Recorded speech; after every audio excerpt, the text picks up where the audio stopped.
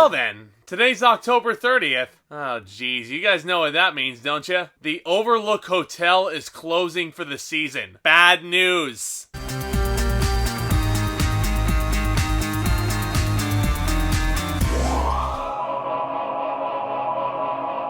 Welcome back to the channel, everybody, and welcome back to the Halloween playlist. We are winding down this season, and this weekend, I gotta do it. It's Stephen King time!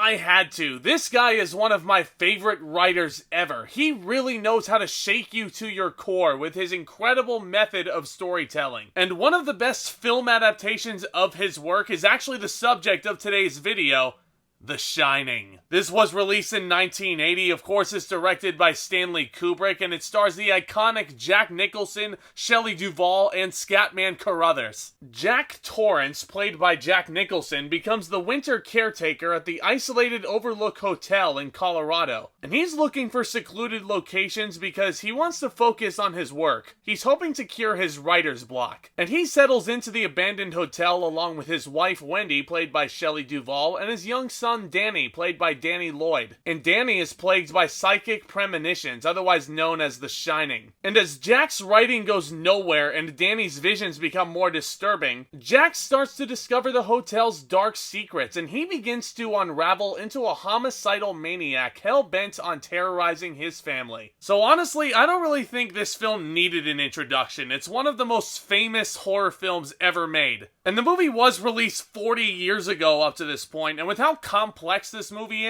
I gotta dig deep into spoilers for the purposes of this video. So just in case you've never seen The Shining, for some reason, you've been warned. So right off the bat, I gotta say, The Shining has to be one of my favorite scary films ever. Now I know what you're thinking, Zach, this deviates so much from the novel. And yeah, it does so quite a bit, but the reason why I love this film so much is because this story is so well realized. It is so well directed, so excellently performed, and it's just super bone-chilling to the core. And like I said, this is also one of the most famous, one of the most talked about scary movies in history still. 40 years after this film's theatrical run in 1980, this film still sends shivers up and down our spines. And in my honest opinion, the reason why The Shining still works today, it isn't just because of the technicals or the brilliant performances. All that stuff is super chilling. It never gets old watching Jack chase his wife and son around the entire hotel grounds with an axe. That exhilarating score also, just all of it, really, really spooky. But I think the one thing that puts The Shining over the top in terms of the fear factor compared to other scary films, it's the ambiguity of it all. And there are so many theories and interpretations out there on what the hell The Shining actually means. What is Kubrick trying to portray here? What's he trying to represent? And I've seen this film a handful of times, and to an extent,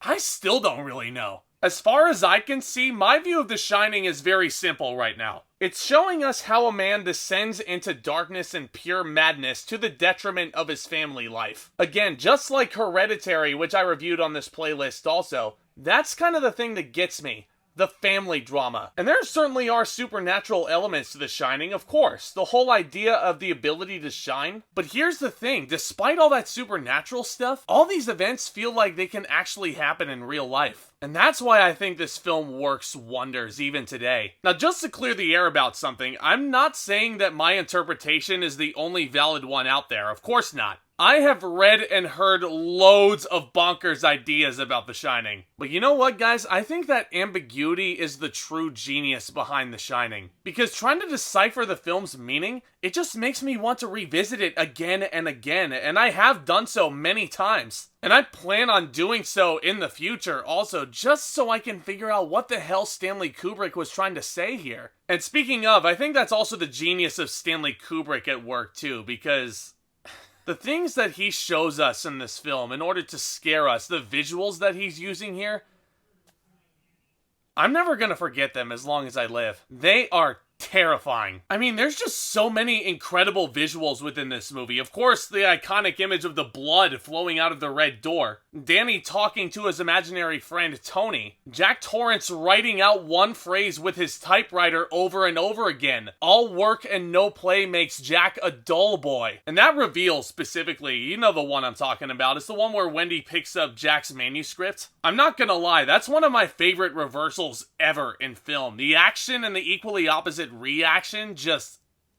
it's so chilling. Now, while I'm talking about Jack, let's discuss this iconic performance from Jack Nicholson, shall we? This is, without a doubt in my mind, one of my favorite performances ever. We really get the frustration and the psychiatric dilemma this guy's going through. As he slowly descends into the maniacal state he ends up in, we really feel that pain alongside him, and Nicholson is so damn good at portraying that. He's also got some of the most evil smiles I've ever seen on camera, and he's also got some of the most diabolical delivery of dialogue. Hi, Lloyd. Those are some of my favorite scenes of all time also, with Lloyd the bartender. I still don't know whether or not Lloyd actually exists. Maybe he's just a figment of Jack's imagination. Again, that ambiguity of it all makes it so chilling. The other thing that makes those scenes with Lloyd so damn enjoyable are just how damn funny Jack Nicholson is a lot of the time. Good man.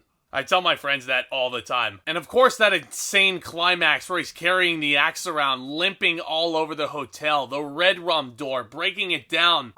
So good. That chase sequence is one of the most white-knuckled sequences I've ever encountered in my life. Here's Johnny! By the way, well documented that the "Here's Johnny" line was completely improvised, and it's the most quoted line of the entire film. Who would have thunk it? Speaking of well documented, man, this is a tough subject to talk about, but I'd be remiss if I were to completely neglect talking about the Shelly Duvall situation. It is well known that she was not treated very nicely on set by Kubrick. Some people think that he was just being an asshole, but there's others that claim that he was doing that so she would give a completely miserable performance. Now, regardless of his motivation, I won't ever forgive Kubrick for treating Shelly Duvall that way on set. That's just unacceptable. Whatever his motivation may have been, though, worked. Duvall is just so drained throughout this film. This performance is absolutely petrifying. Even before all that stuff with her husband starts going down, a lot of the time she just seems very on edge. Now, a lot of people still think that Shelly Duvall is really horrible in this film. Admittedly, also, I'll hold my hand up, I thought she was absolutely terrible in this film when I first watched it, but that was just innocent little me not knowing all the circumstances behind why she was so terrified. But honestly, now that I've seen this film a few times and I know all the behind-the-scenes stories,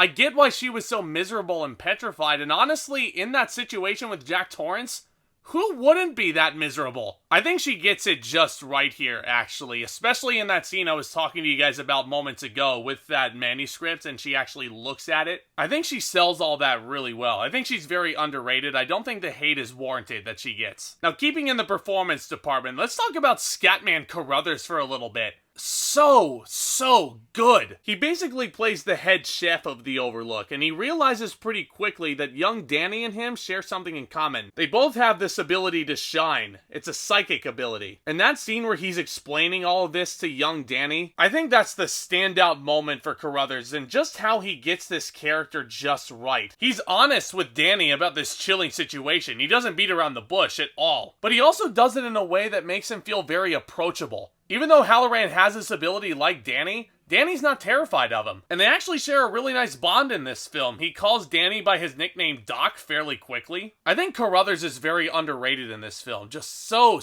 excellent. Now, speaking of young Danny Lloyd, I gotta talk about him a little bit because this is one of the greatest child performances ever. He sells each moment he's in frame so brilliantly. Talking with his friend Tony, riding on his three-wheeler past room 237, that iconic backshot. Of course, running into the creepy twins in the hallway. He's excellent everywhere. Red rum, red rum, red rum, red rum. Yeah, can you guys tell I love this thing? Everything about it. The performances, the camera work. That opening shot is one of the best oneers I've ever seen. And also that pulsating score. It can be very subtle at times. It can sneak up on you. And that's kind of unsettling in and of itself. I think The Shining is a required viewing, not just for the scary movie fans. Multiple required viewings, actually. And I say multiple because every time I pop in The Shining Blu-ray, I always gather new information about it, without fail, whether it's something about the performances or the camera work, maybe there was a shot I didn't notice, or just deciphering the damn meaning in general. It's one of the few films I've seen throughout my life that I can truly call an experience. I really don't have any problems with The Shining, guys. It is flawless in my opinion, a masterpiece of the genre. It deserves every bit of an A+. If you guys have never seen this film, I strongly recommend that you do so. It is the gift that keeps on giving as far as I go. It's especially a staple around this time of year, but honestly, this is Stephen King material. You could honestly watch The Shining any time of year, and it still works wonders. But have you guys seen The Shining? Do you guys enjoy it? Do you not? Also, I'm curious, what is your guys' interpretation? How do you guys decipher what Kubrick is trying to say here? I would love to hear all of those thoughts down in the comments section below. I would love to discuss them with you guys further. And if you guys are enjoying this content and you guys want to see more out of me in the future, please consider hitting that subscribe button down below as hard as you possibly can so you guys can stay in the loop. And hey, if you guys enjoyed this review, please be sure to leave a big fat thumbs up on your way out. I'd really appreciate that too. You guys are awesome, seriously. Thank you all for tuning into this video. Thank you all for your support of the channel so far. Look out for more exciting content hitting the channel very soon, including my final entry into this year's Halloween playlist popping up tomorrow. Here's your hint, this is another Stephen King adaptation, and let's just say that this one is directly linked to The Shining in a lot of ways. Thank you so much again, y'all. With all that being said, Back Talk, commence!